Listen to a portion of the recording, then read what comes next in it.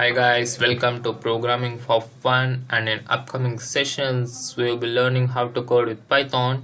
So in this session of my Python classes I am going to show you how to download Python and how we are going to work with PyCharm IDE. So go for your browser and go for python.org. So you will get this page. Go for downloads. So here you can download the required version of Python, the latest version of Python, and in Google search bar go for download PyCharm IDE.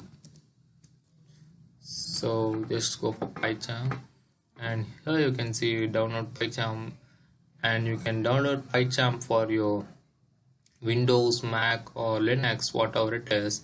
And after downloading you can just make sure that you install your Python IDE correctly by going to command prompt and typing Python.